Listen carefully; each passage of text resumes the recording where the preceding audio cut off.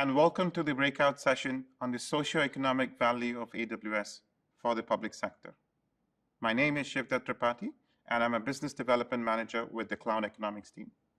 My team partners with customers like yourself to help build a case for change and create impact with AWS. In the next 30 minutes, we will review the AWS Cloud Value Framework, which is our central approach to articulate cloud benefits to our customers. The framework measures tangible benefits like IT infrastructure cost savings, staff productivity increases, failure rate reductions, and application uptime improvements. It also captures outcomes that are not so straightforward to assess, such as avoidance of reputational risks due to data breaches, increases in satisfaction, and engagement of employees and constituents. We will then spend some time to define the idea of the value for the public sector.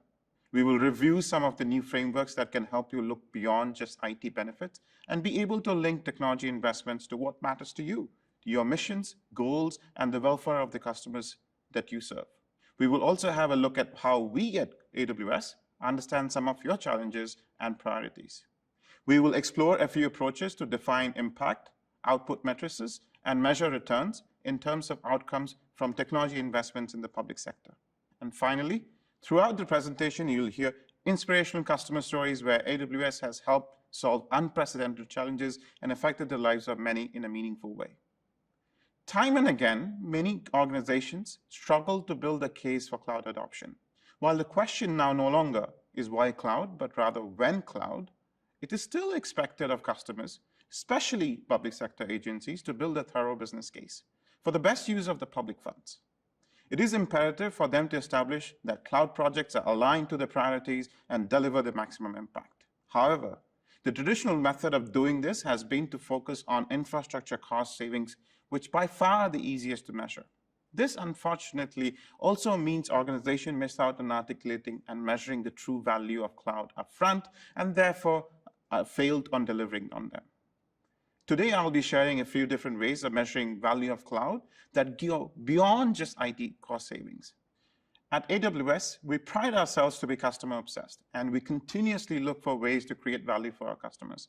As a testament to that principle, in his farewell letter to the shareholders, Jeff Bezos calculated the total value of AWS created for its customer in 2020.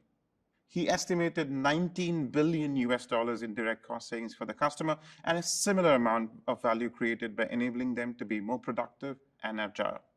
That's a total of $38 billion. However, it's interesting to note one of the IDC studies of AWS customers that the value created through non-cost factors can be as high as 9 times that of cost benefits.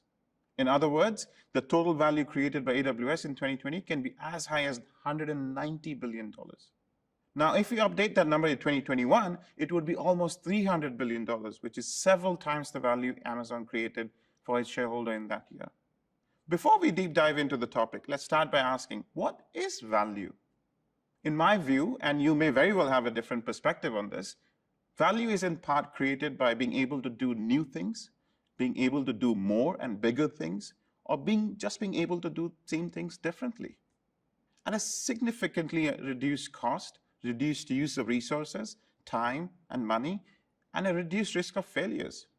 And more importantly, in a way that can be sustained for a long time. With our do more with less sustainably definition of value creation in mind, allow me to introduce our current approach to articulate and quantify the benefits of AWS. Our approach has been influenced by extensive research and feedback from our early customers. We asked them how they had benefited from operating on our platform vis-a-vis their prior experience on building and operating their own data centers. Out of the benefits realized by our customers, 4 themes emerged, and they now form the pillars of what we refer to as AWS Cloud Value Framework. The organizational agility pillar aligns to the do more part of value creation. The pillars of staff productivity, operational resiliency, and of course, infrastructure cost savings together form the doing for less elements of value creation. Organizational agility refers to the capability of creating solutions to solve tough problems, responding quickly to unprecedented challenges, and even to find new solutions to old problems. The National University of Singapore Urban Analytics Lab, or UAL, which aims to build more sustainable cities, is a great example of how it went from operating literally off a single server under a desk to hyperscaling and creating geospatial dataset of 500 million buildings in the world.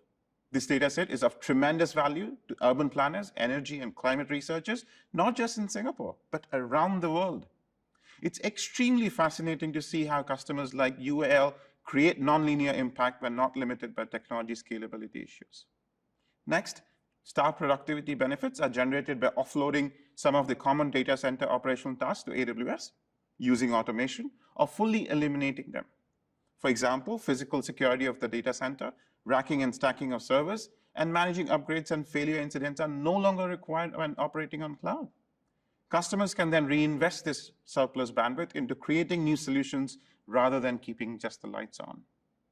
Secular.mu, a blended learning platform in Indonesia, was able to scale the platform to over 2.5 million users and create 12 million daily page views with just 6 IT staff. One of them managed the AWS architecture, while the rest delivered the content and developed new features for the learners. AWS operates in 26 regions around the world, with 8 already on the way. Each region consists of 2 or more availability zones, or AZs, with independent and redundant power, cooling, networking, connectivity, and physical security layers. This available, highly scalable, and fault-tolerant architecture improves the operational resiliency of the applications running on AWS by protecting them from power outages, lightning strikes, storms, earthquakes, and other potential disasters. A case in point is how the Department of Polytechnic and Community College Education Malaysia was able to eliminate the capacity-related downtimes of their learning management systems by moving the application to AWS. We will go through their journey in detail a little later in the presentation. And finally, it is the most identifiable value driver of cloud use, cost savings. The elastic and auto-scalable features of AWS services allow customers to right-size their IT resources to exactly meet workloads and avoid over-provisioning for peak demands. AWS resources can scale up and down almost instantaneously and automatically.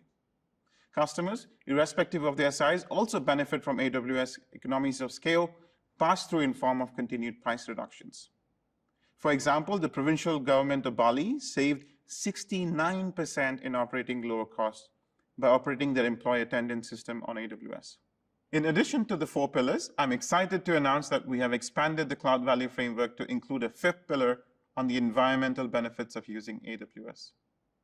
Amazon co-founded the Climate Pledge in 2019 and remains committed to be net carbon zero by 2040, 10 years ahead of the Paris Agreement.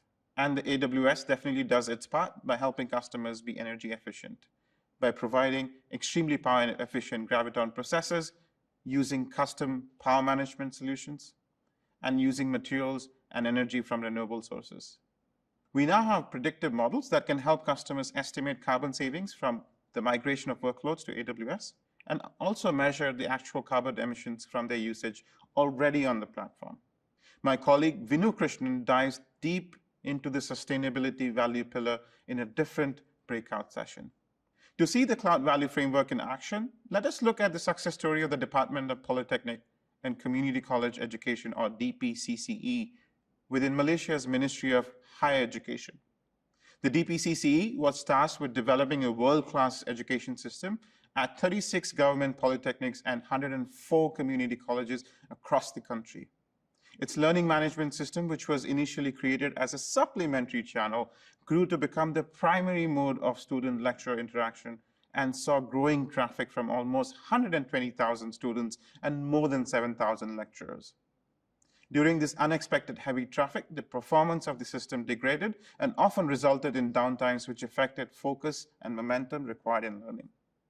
In August 2020, DPCCE moved the application to AWS and immediately saw the benefit of managed services that scaled effortlessly with demand.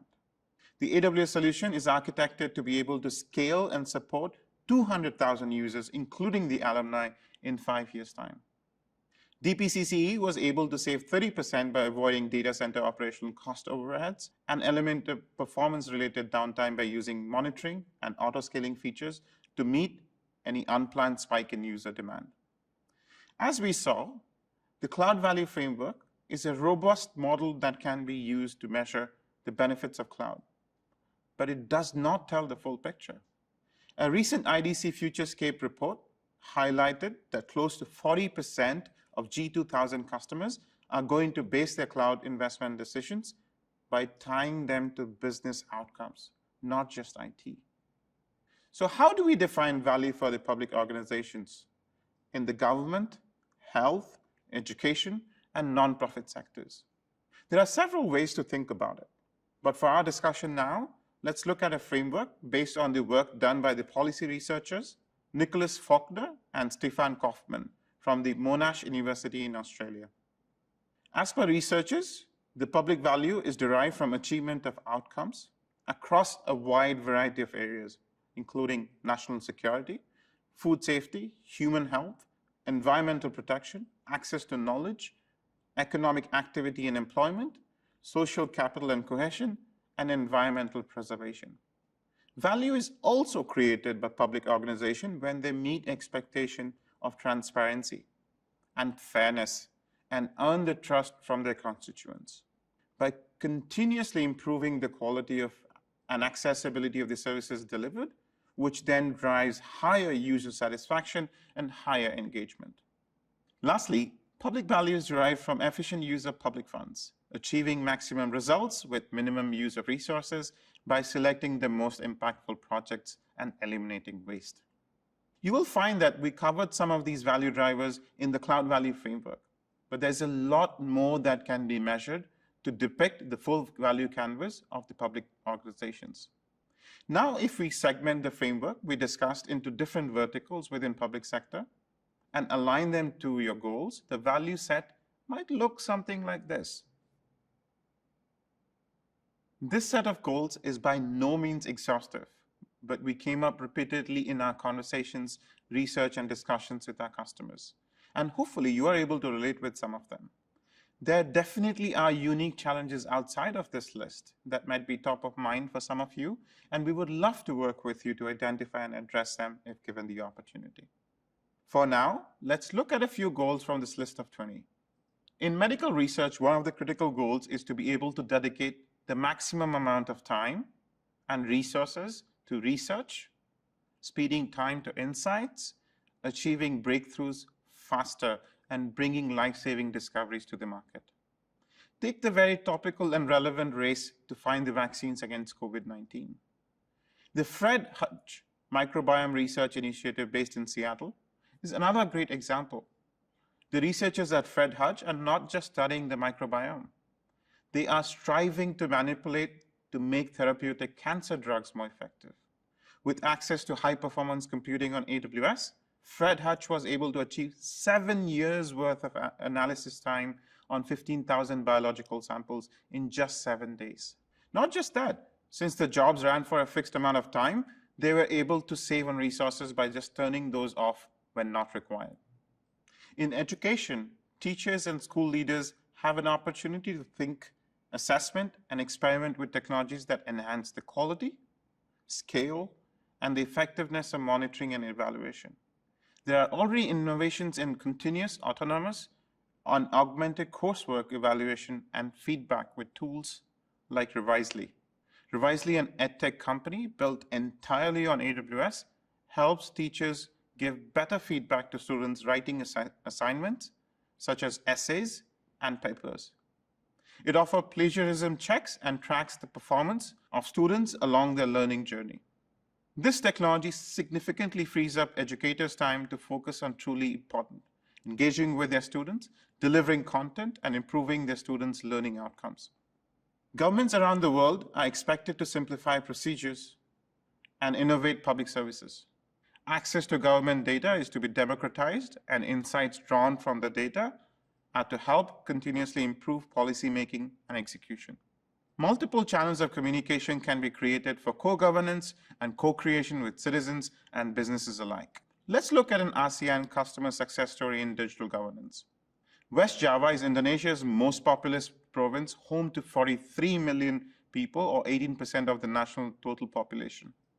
There is a relative big gap in the digital capabilities between Indonesia's capital city, Jakarta, and West Java's capital, Bandung.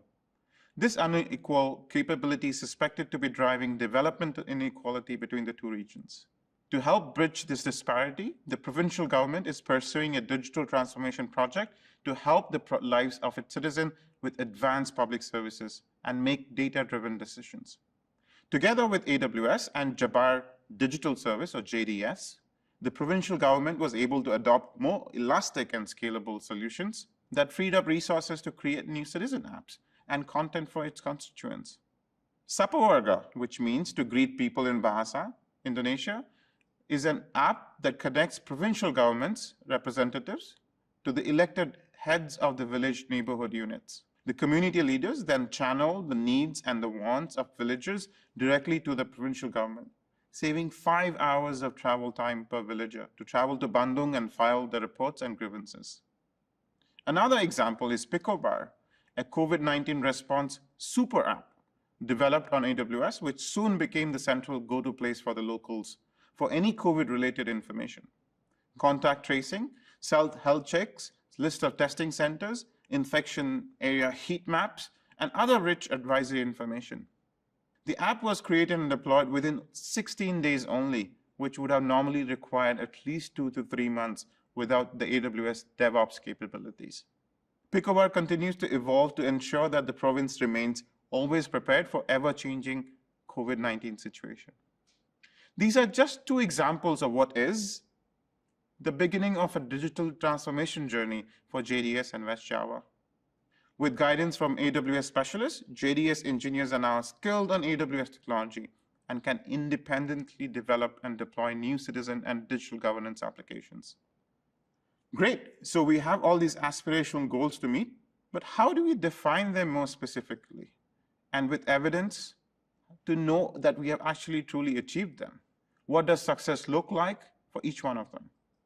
We start with the principles, with the overarching frameworks and standards that act as a catalyst and provide worldwide guidance to addressing challenges that face the entire international community.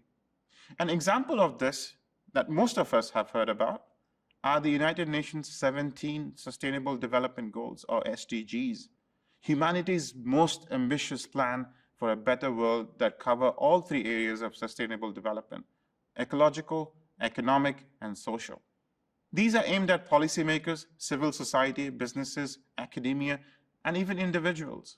At Amazon, we recognize the indispensable role the public sector plays, not only in aligning to these goals, but also, and more importantly, in contributing to them. We therefore work backwards from our public sector customers and their goals to create solutions that aid their efforts to achieve them. This brings us to organizations like IRIS, World Benchmarking, and Social Value International, which help define a set of success metrics to measure and monitor our progress along each of these initiatives. Going back to the SDGs, in the words of the social economist, Michael Green, the UN SDGs are not as straightforward or easy because the global goals are not just ambitious, they're quite complicated. With 17 goals, there are 169 targets and literally hundreds of indicators. While some of the goals are quite specific, end hunger, for example, others are quite vague. Say, promote peaceful and tolerant societies. It's a lot harder to define metrics for such goals. To see an example of how goals are metricized, let's dive into SDG 4, quality education. Education is a critical SDG because it enables upward socioeconomic mobility, is a key to escaping poverty. SDG 4 covers multiple dimensions of education, training and development, from birth to death, that is lifelong learning, with overarching themes around accessibility, equity, quality, and skills and knowledge.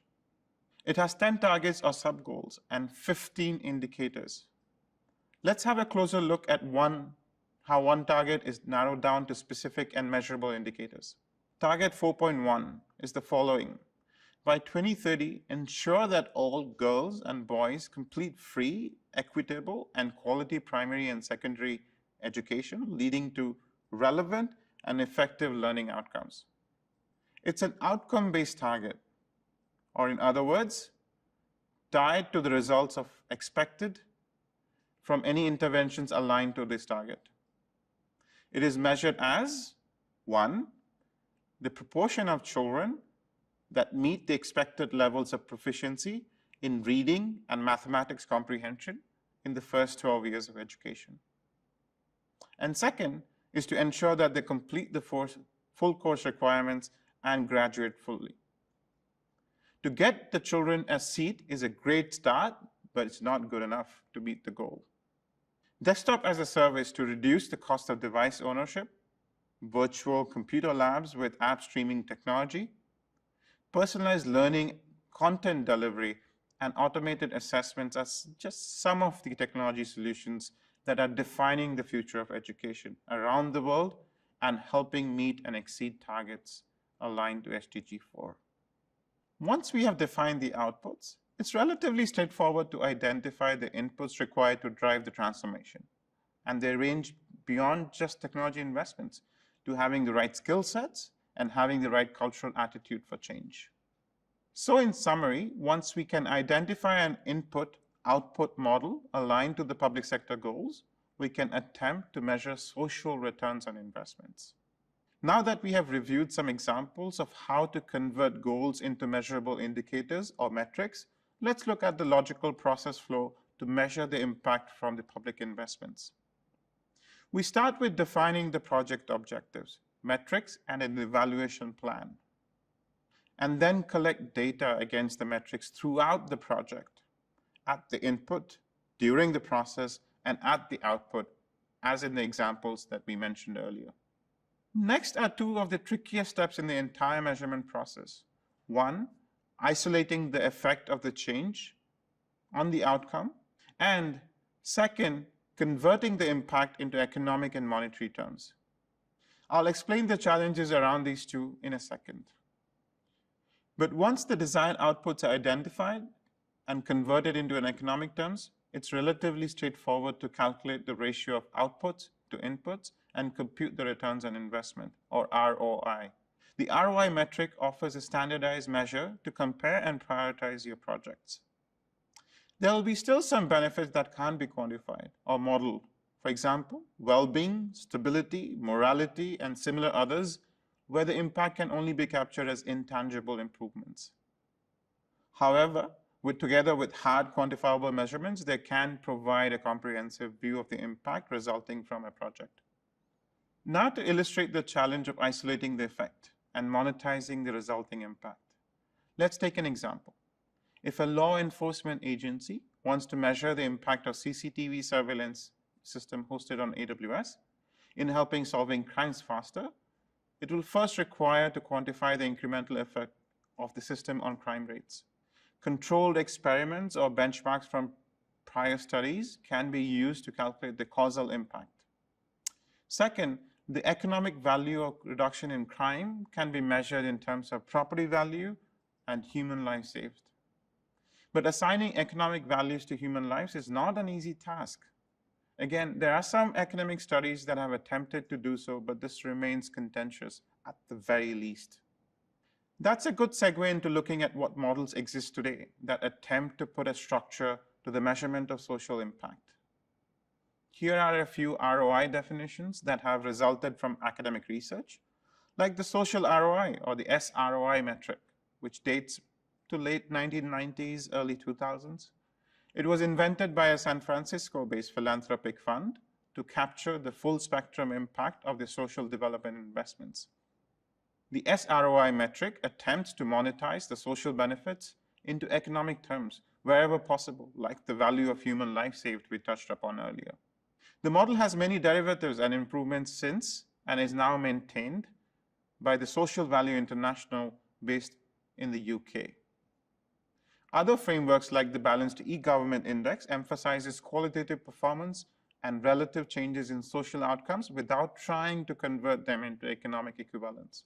There are similar other schools of thought that have resulted from past projects and have gained some currency in localized applications, like the value for money method, which is widely used in the UK government, the public sector value model in the United States, and the demand and value assessment methodology in the Australian government.